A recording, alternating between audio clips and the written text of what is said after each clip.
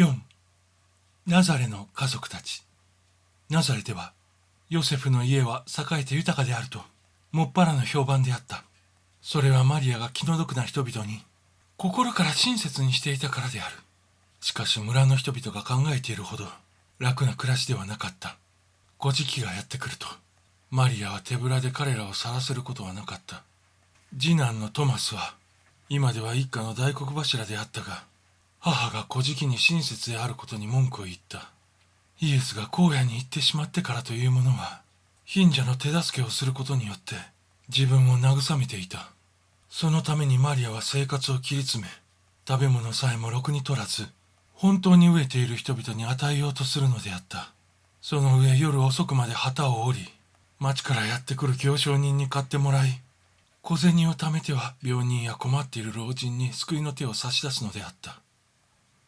ガリラヤの女たちは中年になると太ってくるが、マリアは例外で骨が見えるほど痩せていた。それで働きすぎた時など空腹でしばしば倒れるのであった。その度にトマスは小言を漏らすのであるが、母は優しく言うのである。ねえ、トマスや、ガリラヤの人々はみんな一つ家族なのよ。たとえ小じきであろうと、いとこのように思わなくっちゃね。お前もよく知っているだろう。血を分けた者が飢えていたり、ボロをまとっていたら助けてやるじゃないか。トマスは言った。だけどね、お母さん、俺たちが働いたものは、うちの家族のために取っておかなくちゃ。凶作の時のためにもね。マリアは言った。前にイエスが家にいた頃に、こんなことを言っていたよ。明日のことを心配することはない。明日は必ず何とかなるものだよ。でね、それからまた草むらの中から一本の白い花を抜き取ってみせて、ほら、この花を見てごらんよ。天の御父がすべての生き物を養っていてくださることがわかるだろう。神への信仰があれば、明日のことをくよくよ考えなくてもいいんだよ。とも言っていたよ。その時は全くバカな女だったから、イエスの言っていることがわからなかったのさ。でもね、今になってそのことが分かってきたんだよ。素晴らしい真理なんだよ。我々はみんな一つ家族。そして我々はその枝である。でね、マリアは最後の言葉を何度も繰り返し、ため息をつきながら言葉を切った。トマスはイエスへの妬みを感じながら言った。親父が寝込んでからもう4年になるんだぜ。手足が動かず、ベッドから起き上がることもできないんだよ。僕も弟のヤコブも一生懸命働いて親父の面倒を見、家族を支えているというのに、兄貴は家出して家のために何一つしてくれないじゃないか。家族のことをほったらかしにするような不老者なんかどうでもいいじゃないか。マリアはトマスの妬みを感じながら言った。トマス、よくお聞きよ。お前の父ヨセフの職業は立派で、とても繁盛していたじゃないか。それをそっくり引き継いで働かせてもらっているのはお前とヤコブだよ。しかもこの家から長男イエスを追い出したのはどこの誰なのさ。お前じゃないか。あの後にお前が父さんに言ったこと覚えてないのかい。僕を取るか兄貴を取るかと父さんに迫ったのはお前じゃないか。母さんはね、今でもイエスがどこにいるかが分かれば飛んで行きたいのよ。ティベリアでもどこでも行きたいんだよ。イエスはね、この家から離れたくて出て行ったんじゃないんだよ。お前が追い出したんだよ。腹黒いナザレの大先生、律法学者の罠にかけられた時も、イエスはガリラヤから出て行ったんだよ。村中の人々からこっぴどくやられたのはイエスのせいじゃないことは分かっているんだよ。トマスや、よくお聞きよ。私の長男イエスは確かに変わり者で、時々変なことを口走ることがあったよ。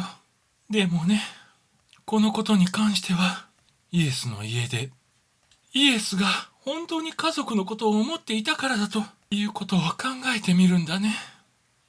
トマスは口を尖らせながら言った。母さんはイエスのことを一番愛してる。僕なんか母さんのためにどんなに働いてもいつも2番目なんだから。バカな子ね。お前も本当に良い息子として愛しているのに。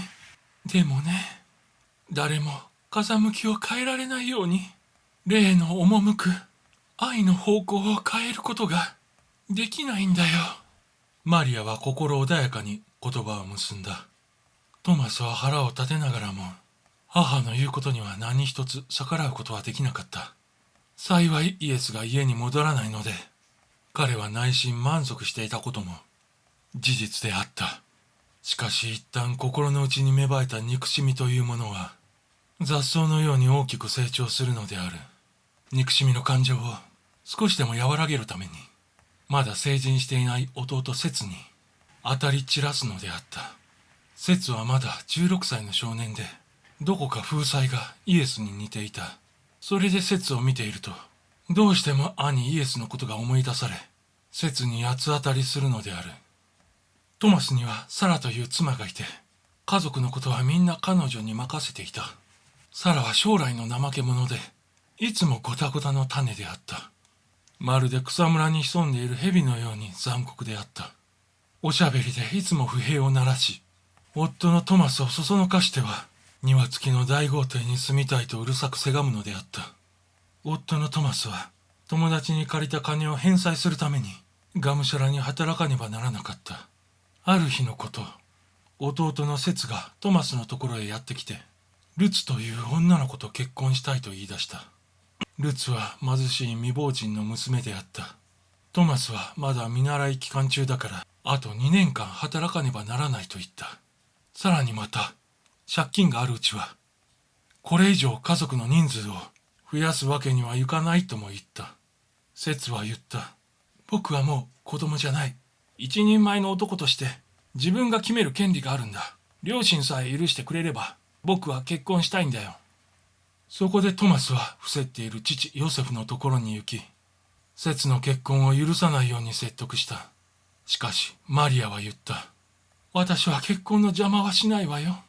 そんなことをすればセツは家から出て行って、それはひどい暮らしを始めることになるわよ。彼のような若い者にはとても辛い世間だからね。